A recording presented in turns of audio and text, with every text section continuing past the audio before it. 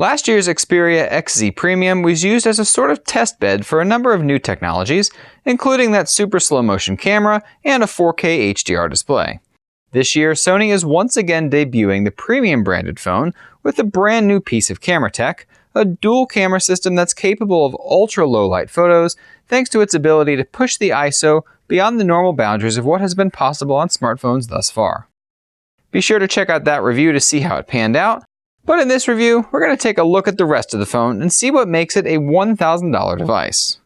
Spec-wise, it's not much different from the rest of the flagships released in 2018, including Sony's own Xperia XZ2 family that was recently released.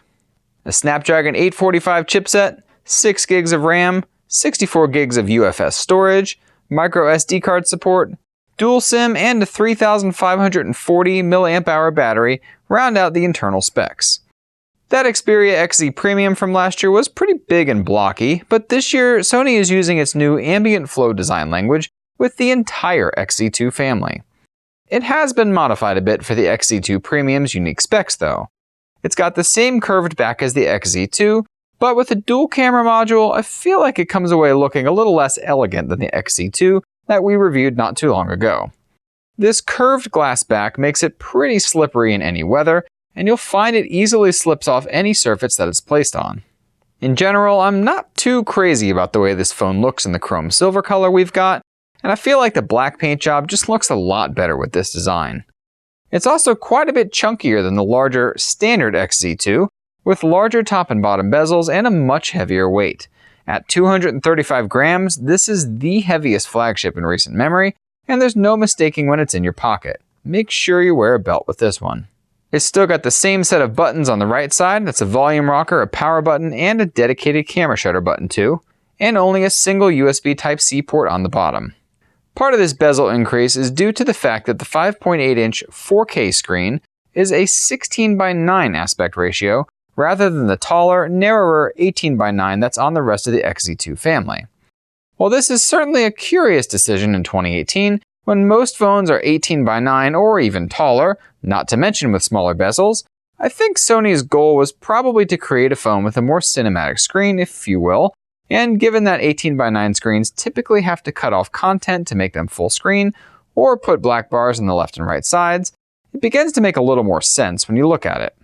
The focus on 4K content is definitely justified when you see just how good this screen looks running natively.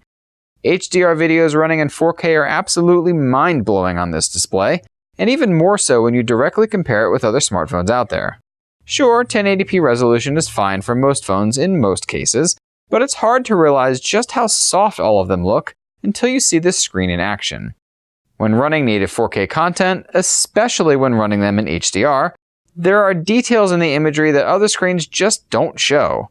Not to mention how color accurate and appealing the screen looks when playing back this content too. Playing back media at its highest resolution is of course super important here, so that you're getting that full effect. Otherwise, everything else just runs at 1080p resolution unless specifically called for. Proper HDR support in apps like Netflix and Amazon means it's not hard to find HDR content, but it is much harder to find HDR content running at 4K, considering that most mobile apps outside of YouTube just don't support it. Another reason for keeping bezels at their current size lies in those stereo front-facing speakers. Sony has had excellent front-facing stereo speakers on their flagship phones for a very long time now, and these might be the best ones they've put on a phone yet. Loud, clear, and clean stereo sound comes from there, and it really does a great job of being a decent Bluetooth speaker replacement in a pinch. I was outside working at a picnic table one nice day this past week, using the XZ2 Premium as the speaker for my music, and I really didn't feel like I was missing much in the way of volume or quality. I even turned the music down a bit because I felt it was a bit on the loud side, and everything sounded great in general. That's certainly not something you commonly hear with smartphones that are often way too quiet to hear in any of these types of situations. It's definitely refreshing given that even phones with good speakers still don't typically get this loud with this quality. While we're on the subject of audio, yes, there's still no 3.5mm audio jack on this phone, despite being a higher priced model, but Sony is attempting to make up for this by packing in the Xperia Ear Duo earbuds in every box, alongside a 3.5mm to USB Type-C adapter. The Xperia Ear Duo are a pair of earbuds that work a bit differently from the usual type, as they function more like bone conduction speakers than traditional speakers that fit in your ear.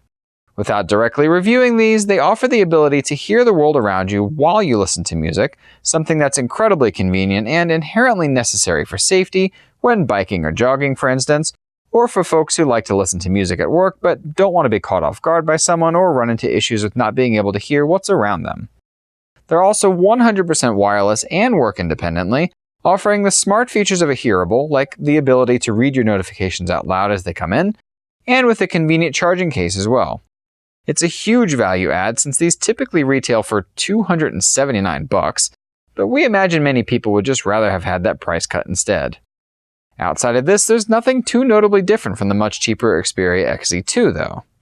It's got the same blazing fast performance, albeit with better multitasking thanks to having 6 gigs of RAM, although of course there is a regular XZ2 model with 6 gigs of RAM as well. It's also got an identical set of software features, including the fact that it's still running Android 8.0 Oreo, not 8.1, but Sony's participation in Project Treble means we should be seeing a final Android P update release for the phone shortly after Google finalizes the code, especially since the standard XZ2 is one of the phones that can officially and easily download the Android P beta. Just be aware that there's no Android P beta for this phone though. Battery life is essentially identical to the standard Xperia XZ2, despite being larger, likely because of the extra drain that the screen resolution can sometimes put on the phone. It's also got the fantastic dynamic vibration system inside, with vibration motors pulled straight from the PS4's DualShock controllers. This helps reproduce the feeling of vibration from bass while listening to music or watching videos, and really feels awesome even if it doesn't make sense to keep enabled in every situation.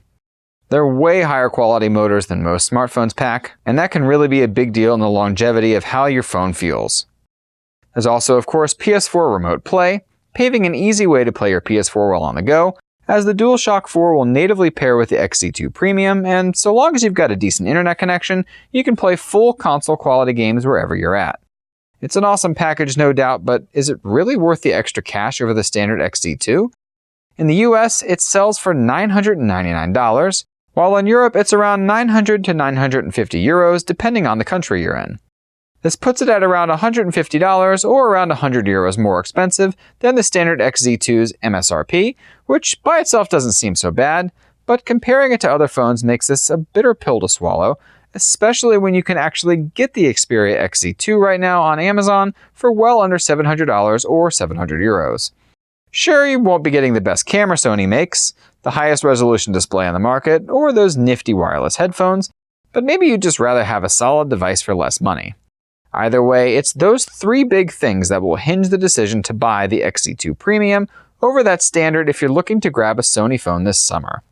We hope you enjoyed that review and will subscribe to us for regularly updated content. Chat with us in your favorite social media network, and don't forget to check out AndroidHeadlines.com for 24/7 tech news coverage. Thanks for watching, and until next time.